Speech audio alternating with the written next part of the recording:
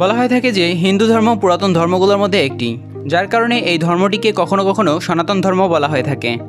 পুরাতন ধর্ম হওয়ার কারণে এই ধর্মে রয়েছে বিভিন্ন রকম পুরাতন মন্দির এবং নানা রকম স্থাপত্য শৈলী। এদের মধ্যে অন্যতম একটি স্থাপত্য শৈলী হলো অ্যাঙ্কর ওয়াত। আজকের ভিডিওতে আমরা জানবো অ্যাঙ্কর ওয়াত সম্পর্কে। তার আগে বলে রাখি, আপনি যদি আমার চ্যানেলে নতুন হয়ে থাকেন তবে প্লিজ সাবস্ক্রাইব করে বেল আইকনে ক্লিক করুন। আমি রহস্য বালক আছি আপনাদের সাথে, তো চলুন ভিডিও শুরু করা যাক।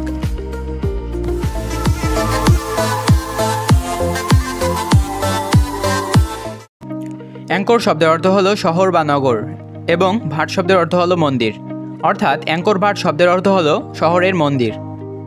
এই মন্দিরটির অবস্থান মূলত কম্বোডিয়ার সিয়াম রিপ প্রদেশে। এই মন্দিরটি নির্মাণ করেছিলেন রাজা দ্বিতীয় সূর্যবর্মন। এই মন্দিরটি নির্মাণের পর রাজা সূর্যবর্মন অ্যাঙ্কর এলাকাকে তার রাজধানী এবং এই মন্দিরটিকে তার প্রধান উপাসনালয় হিসেবে ঘোষণা করে। প্রথম দিকে এই স্থাপনাটি হিন্দু ধর্মের উপাসনালয় হিসেবে ব্যবহৃত হলেও বর্তমানে এটি বৌদ্ধ ধর্মের একটি উপাসনালয় হিসেবে ব্যবহৃত হচ্ছে। এই মন্দিরটি মূলত নির্মাণ করা হয়েছিল 1200 শতাব্দীর প্রথম ভাগে, অর্থাৎ 1113 থেকে 1150-এর মধ্যে। এই মন্দিরটি নির্মাণের সময় মূলত দুটি ধাপ অবলম্বন করা হয়েছিল। প্রথমটি হলো টেম্পল মাউন্ট এবং দ্বিতীয়টি হচ্ছে গ্যালারি টেম্পল। এই মন্দিরটি নির্মাণের সময় হিন্দু পুরাণে বর্ণিত দেবদেবীদের বাসস্থান অর্থাৎ মেরু পর্বতের বিষয়টি অনুসরণ করা হয়েছে। মন্দিরটি নির্মাণের সময় কিছু চতুরতা অবলম্বন করা হয়েছে। এই মন্দিরের চারদিকে পরিখা খনন করা হয়েছিল এবং চারদিকে নির্মাণ করা হয়েছিল 3.5 কিলোমিটারেরও বেশি দীর্ঘ দেয়াল। এই মন্দিরটির ভিতরে রয়েছে 3টি বৃহৎ গ্যালারি। অন্যান্য মন্দিরগুলোর সাথে এই মন্দিরটির পার্থক্য হলো যে এই মন্দিরটির সামনের অংশ পশ্চিমমুখী।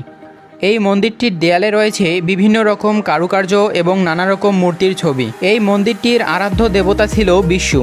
এই মন্দিরটির সমসাময়িক কোনো ইতিহাস খুঁজে না পাওয়ার কারণে এই মন্দিরটির আদি নাম কী ছিল তা সম্পর্কে জানা যায়নি। এই মন্দিরটি মূলত রিপ শহর হতে 5.5 কিলোমিটার উত্তরে এবং প্রাচীন রাজধানী শহর বাফুয়ন থেকে সামান্য দক্ষিণে অবস্থিত।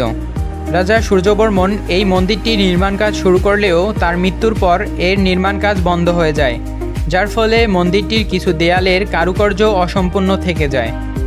এরপর 1177 সালে খামের রাজারা তাদের চিরশত্রু চামদের কাছে পরাজিত হলেই এই শহরটি ব্যাপকভাবে লুণ্ঠিত হয়। এরপর খামেরদের নতুন রাজা সপ্তম জয়বর্মন শহরটিকে পুনর্গঠন করে এবং এই মন্দিরটি থেকে কয়েক কিলোমিটার দূরে অ্যাঙ্কর থমে তার নতুন রাজধানী গঠন করে। রাজনৈতিক এবং সামাজিক পরিবর্তনের কারণে কম্বোডিয়ায় বৌদ্ধ ধর্মের প্রচলন ঘটে, যার ফলে একটা সময় এই স্থাপনাটিকে বৌদ্ধ ধর্মের উপাসনালয় হিসেবে ব্যবহার শুরু করা হয়। ধারণা করা হয় যে 1400 থেকে 1500 শতাব্দীর মধ্যে এই মন্দিরটি বৌদ্ধ মন্দিরে পরিণত হয়। 16 শতাব্দীর পরে এই মন্দিরটির গুরুত্ব কমে গেলেও এই মন্দিরটি সম্পূর্ণরূপে পরিত্যাজ্য হয়নি। এই মন্দিরটির চারদিকে পরিখা থাকার কারণে এই মন্দিরটিকে বনজঙ্গল গ্রাস করতে পারেনি।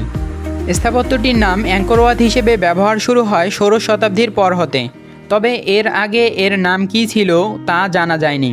অ্যাঙ্কর ওয়াতের স্থাপত্য শৈলী খামের সাম্রাজ্যের প্রকৃত নিদর্শন। এই স্থাপত্য রীতিকে সাধারণত বলা হয়ে থাকে অ্যাঙ্কর ওয়াত রীতি। এই স্থাপত্য রীতি অনুসারে মূলত সৌন্দর্যের থেকে স্থাপত্যের বিশালতাকে বেশি প্রাধান্য দেওয়া হয়।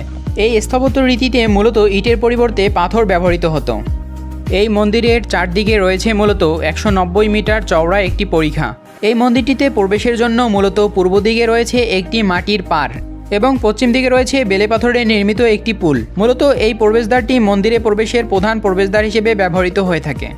অ্যাঙ্কর ওয়াত মন্দিরটি মূলত স্থাপত্যের জন্য বিশ্বব্যাপী পরিচিত। কখনো কখনো এই স্থাপনাকে প্রাচীন গ্রিস এবং রোমের সভ্যতার সাথে তুলনা করা হয়ে থাকে। এই মন্দিরটি বিশ্বের বৃহত্তম মন্দির।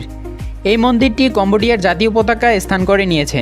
1990-এর দশকে অ্যাঙ্কর ওয়াত এর রক্ষণাবেক্ষণ এবং সংরক্ষণ কার্যক্রম শুরু করা হয় এবং একই সাথে উন্মোচিত হয় পর্যটন শিল্পের ডোর। 1986 থেকে 1992 সালের মধ্যে ভারতের পুরাতাত্ত্বিক সংস্থা এই মন্দিরটির বিভিন্ন সংস্কার করেন। 1992 সালে ইউনেস্কো এই মন্দিরটিকে ওয়ার্ল্ড হেরিটেজ সাইট হিসেবে ঘোষণা করে।